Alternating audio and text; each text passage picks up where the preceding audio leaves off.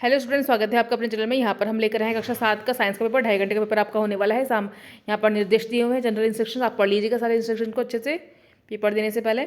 आगे बढ़ते हैं। पहला पार्ट यहाँ पर जो है वैकल्पिक प्रश्न होने वाले हैं इसमें। ठीक है, पहला प्रश्न है यहाँ पर, मानव में पित्तरस का निर्माण कहाँ होता है? आपको बताना है पित्तरस का निर्माण कहाँ होता है। ठीक है, दूसरा प्रश्न है ये, निम्न का ऊष्मा का संचालक निम्न में ऊष्मा का संचालक कौन सा है? प्लास्टिक, लकड़ी, स्टील। प्लास्टिक है, रबड़ है, स्टील है या फिर लकड़ी है? आपको बताना है। ये बहुत इंपॉर्टेंट प्रश्न है, बहुत पूछा गया है, इसलिए आप इसको देखना ना भूलें, एक बार देख लीजिएगा इसको। इसके बाद में तीसरा प्रश्न है, चींटी के डंक में कौन सा अम्ल पाया जाता है? आपको बताना है कौन सा अम्ल पाया जाता है। तीनों चार ऑप्शन सामने दिए हुए हैं, चार में से एक यहाँ पर आ जाएगा। ठीक है, चौथा प्रश्न है, राजस्थान की जलवायु का प्रकार, किस प्रकार की जलवायु आपको बताना है? शीत है, नम है, शुष्क है या फिर उपरोक्त में से कोई नहीं? कौन सा ऑप्शन आएगा आपको बताना है। और यहाँ पर पांचवा प्रश्न है, किसी वस्तु की चाल का सूत्र होगा दूरी बटा समय, दूरी गुणा समय, समय गुणा समय बटा दूरी, दूरी बटा समय। सही आपको बताना है कौन सा ऑप्शन हो जाएगा यहाँ पर।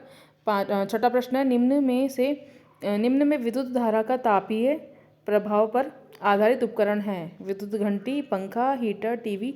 सही ऑप्शन कौन सा आपको बताना है। इसके अलावा यहाँ पर हमारा MCQ पार्ट कंप्लीट। आगे बढ़ते हैं, शॉर्ट क्वेश्चन है। दूसरा प्रश्न है यहाँ पर, पवन किसे कहते हैं? आपको बताना है।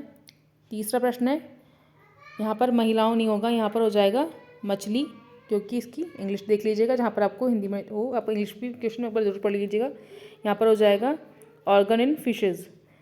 श्वसन अंग के नाम बताइए। मछलियों के श्वसन अंग के नाम बताने हैं आपको। ठीक है, इसके अलावा चौथा प्रश्न है, कायिक प्रवर्धन की परिभाषा लिखिए। ठीक है, पांचवा प्रश्न है, LED का पूरा नाम लिखिए। ठीक है, छठा प्रश्न है ये, विद्युत घंटी विद्युत धारा के डैश प्रभाव पर आधारित है। ये रिक्त स्थान है, इनकी पूर्ति करनी है आपको। सातवां प्रश्न है, नियंत्रित चाल से गति करने वाली वस्तु का दूरी, समय, ग्राफ डैश होता है। आगे बढ़ते हैं। आठवां प्रश्न है, अमल और क्षार की क्रिया के फलस्वरूप डैश व डैश का निर्माण होता है। किसका निर्माण होता है आपको बताना है। आगे बढ़ते हैं। नवा प्रश्न है यहाँ पर, अमाशय में अम्ल का क्या कार्य होता है? आपको बताना है अम्ल का क्या कार्य होता है अमाशय में। अथवा में प्रश्न है, रूमिनेंट क्या होता है? ठीक है, आपको बताना है, दोनों में से एक आपको करना है।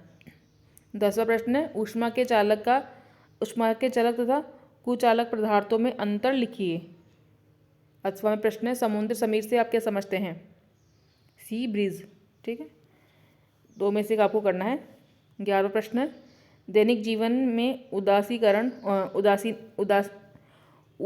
उदासीनता अभिक्रिया का एक उदाहरण समझाइए। ठीक है, 12वां प्रश्न है, लोहे की क्रिया जब कॉपर सल्फेट विलयन के साथ होती है तो क्या परिणाम प्राप्त होते हैं? रासायनिक अभिक्रिया भी लिखिए। अथवा में प्रश्न है, लोहे पर जंग लगने की क्रिया विधि समझाइए, संबंधित रासायनिक समीकरण लिखिए। दो में से एक आपको करना है प्रश्न। 13वां प्रश्न है, मानसून क्या होते हैं समझाइए। 14वां प्रश्न है, पवन का वेग बढ़ने से वायुदाब कम होता है, उदाहरण देकर समझाइए। अथवा में प्रश्न है, धुआं ऊपर उठता है क्यों? Why smokes away rise up, आपको बताना है। ठीक है, 15वां प्रश्न है, दो प्रश्न आपके सामने है, दो में से एक आपको करना है। मंद अथवा तीव्र गति के उदाहरण सहित अंतर स्पष्ट कीजिए। 3 नंबर का प्रश्न होने वाला है ये, अथवा में दिया हुआ है, आवर्ती गति क्या होती है उदाहरण सहित समझाइए और स्पष्ट कीजिए। ठीक है, 16 प्रश्न है, ऑप्शन में 2 प्रश्न है।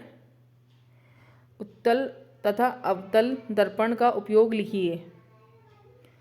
समतल दर्पण द्वारा बने प्रतिबिंब का अभिलक्षण लिखिए। ठीक है, दो में से एक आपको करना है। 17वां प्रश्न है, प्रवास क्या होता है उदाहरण की सहायता से स्पष्ट कीजिए।